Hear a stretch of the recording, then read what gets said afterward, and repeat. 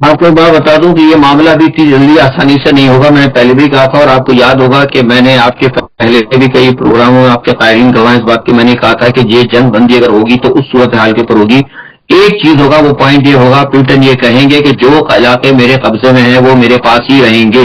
पहली शर्त उनकी ये होती है। दूसरी शर्त उनकी ये होगी कि जो बाकी माइंदा जो भी होता है यूक्रेन, उसको नेटो में नहीं जाने दिया जाएगा। ये दो शर्तें हैं। पहली शर्त तो आकर कम से कम वो उन्होंने मान ली है, लेकिन अब दूसरी शर्त के ऊपर वो कह रहे हैं कि पुतिन को तुम कुछ इलाके छोड़ दो।